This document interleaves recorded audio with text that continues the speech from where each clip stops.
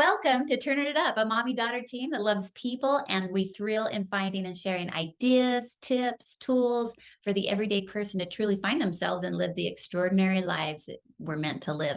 I am Heather Christensen, along with Kiara Bowden. So I guess this brings us to our third video of Living Our Higher Self series that we started. Let's see, we've talked about the power of words, then we talked about how we create our own reality, and in this one we are going to delve even further into about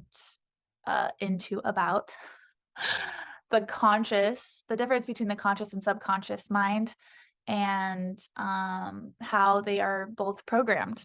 It's super important. It's super important. I am struggling with words today.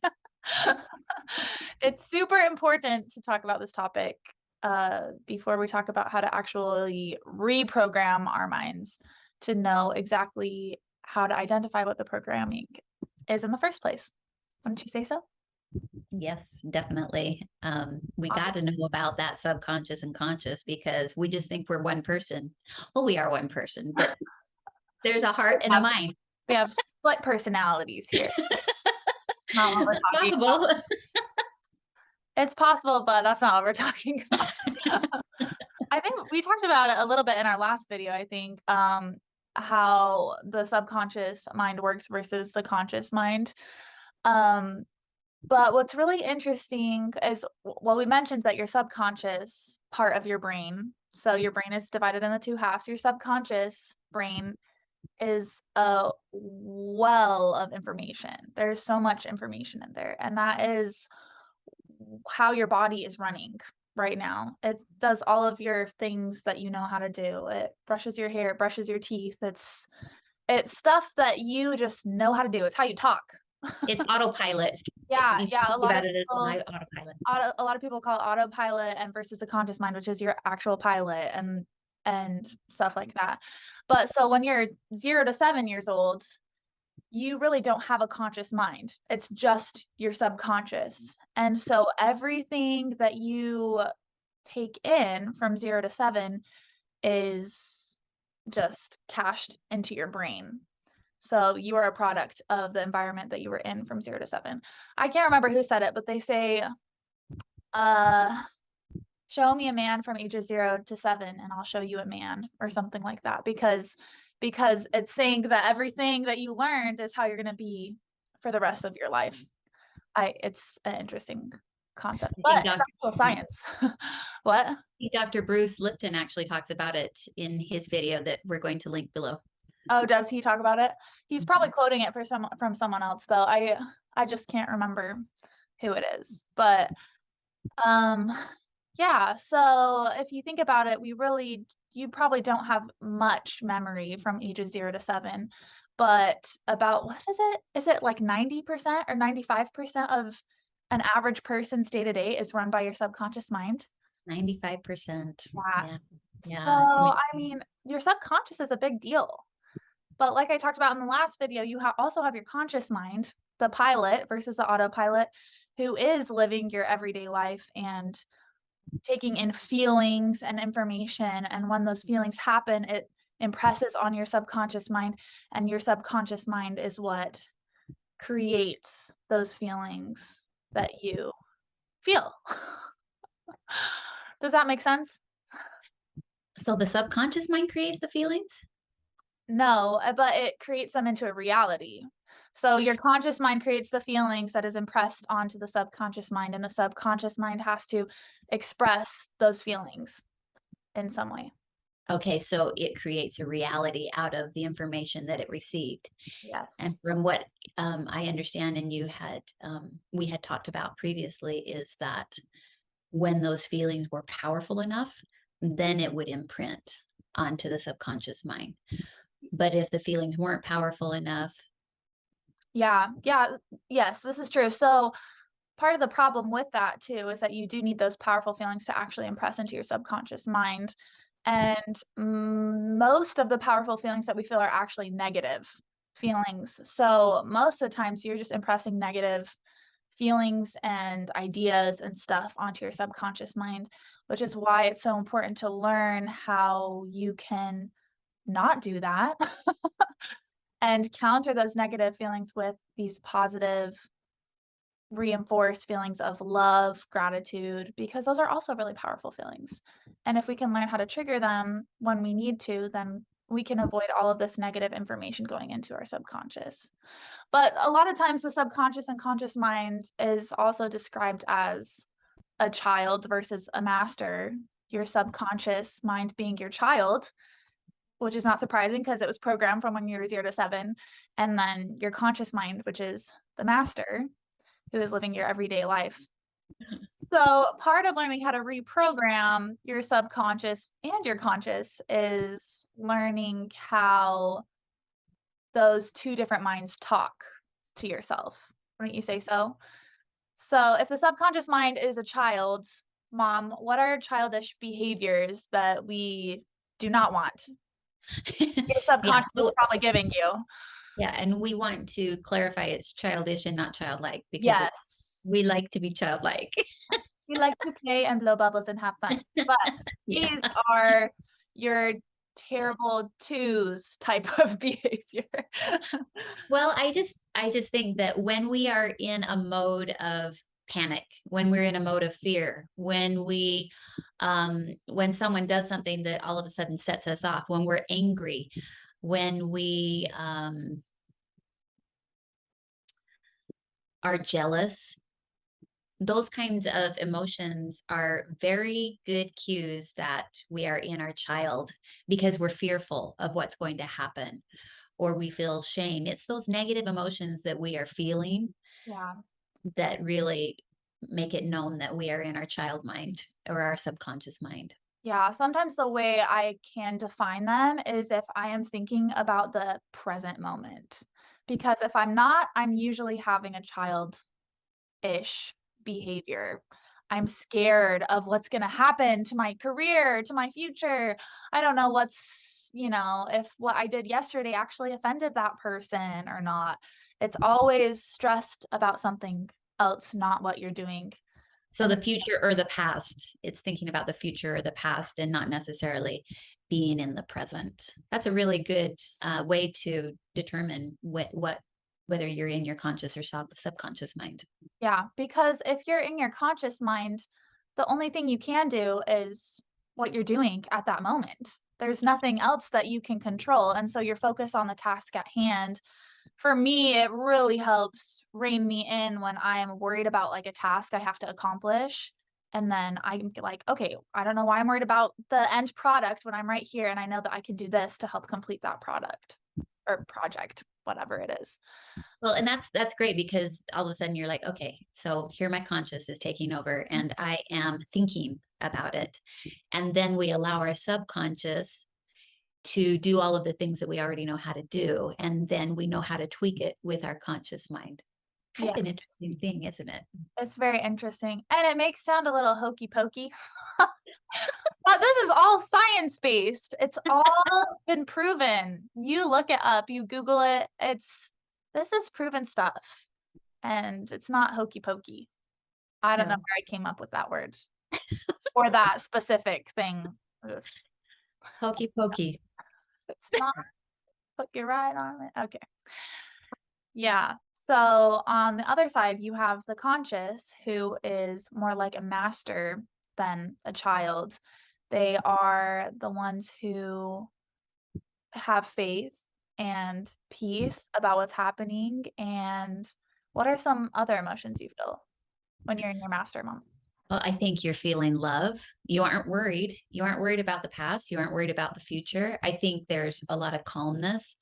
Um, and I like how you said faith because I hadn't thought about faith as an emotion that the master, when you're in the master, that's what it is. But yeah, faith is like trust that everything is going to work out. So that's really a good one.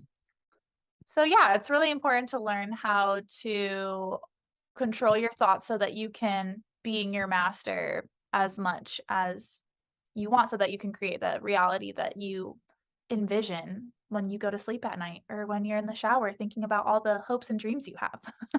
Yeah, those hopes and dreams are super, super important. And we are going to get there as far as how to get there. We are going to talk about that in an upcoming video. Yes. Do you want to talk about Bruce Lipton? Yeah. Let's introduce him. So, He's awesome.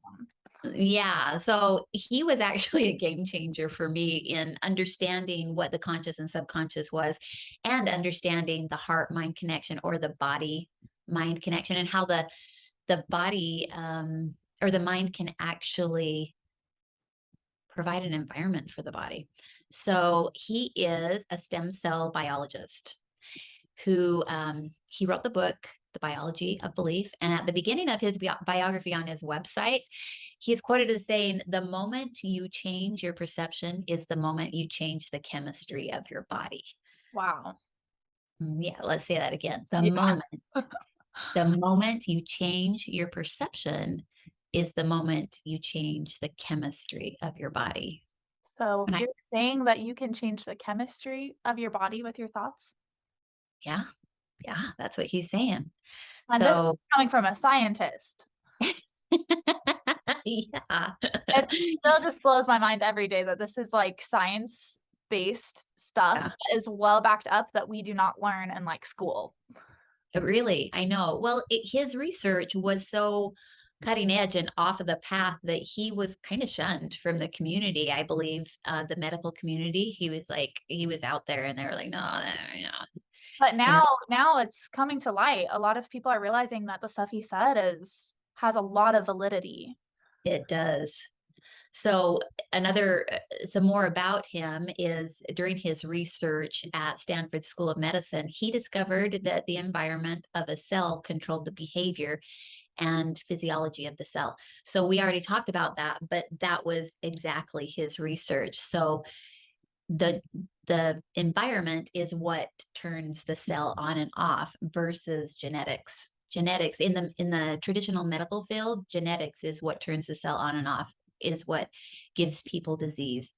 Um, he says that if your grandparents and parents, he says that the medical field says if your parents and grandparents had cancer, more than likely you will have cancer. And his research actually debunks this idea. So that's pretty crazy, right? I mean, we all thought that, oh, my mom had this, so I'm going to have it. So my children are going to have it. And that's just the way it is through Because it's inheritance. programmed into you. It's programmed into you from 0 to 7. So you're telling me that environment is more powerful than hereditary when it comes to And genetics, yeah. than genetics. I don't know why I said it like hereditary. Well, hereditary is part of genetics. Yeah, So. but it's not the right context. So, well, this groundbreaking and paradigm shift research, it actually began the field of epigenetics, or the study of the connection of molecular pathways from the body to the brain. So that's the body brain connection, or the mind body connection that we're talking about. He makes everything sound so logical, and here we are fumbling over our words. We are not scientists, but we believe. So there is a video that we want to respond to, and it is an amazing video. You will absolutely love Bruce Lipton. We are going to put his video, link his video below, and you are just going to love listening to him. He is fascinating. And we would encourage you to continue to research more videos on him on YouTube. They are out there, and you will really be amazed. It's just fun to hear him speak. Your mind will be blown. Yeah. So I wanted to react to some of the things that he said. Now, you had talked about, and we had said before, that the subconscious was programmed from ages 0 to 7. Mhm. But what he said is in the third trimester, it starts. Yeah. And I was like, But I mean, I actually feel like that's really common knowledge. Like there are people who like play music to their baby and read to their baby when they're in the womb. So we knew that the baby, was having an impact. Yeah, what we were doing for the baby was having an impact. Yes. but we never understood why or the reasoning behind it. Yeah, that we were actually programming that baby's mind. Yeah. Should have That's what my kids more. that's what was crazy to me, and I was like, "Oh, wow." But, when we are programmed, our brains are in the theta state, which is just below wakefulness, is what he talks about, and that makes our brain take in everything like a sponge. So, like you said, Kiara, we aren't really functioning in a conscious mind at that point. We're just completely taking everything in. And it's like what he says in the video. He says, our our subconscious mind is a programmed mind or habit mind. And he says it's like the subconscious mind is an operating system in a computer. Yeah, When we buy a computer, it needs to be able to function yeah. on the inside so that we can put things in, It has right? to have programs in it to do what you want it to do. It will be nothing if it doesn't have programs. Yeah, so it's like when you are doing your crafts or whatever, or your task that you were talking about, you were consciously thinking about things that you could do to make it better, but your subconscious was performing the basic task of it, right? Mhm. Yeah, just like when you go to click on something on your computer and it plays it. It has been programmed to do that when you click on something. It didn't just Yeah, come so from nowhere.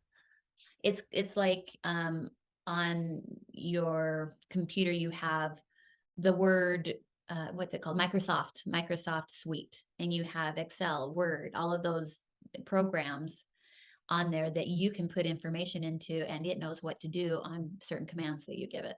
Yes, that is the subconscious of Microsoft Suite, everyone.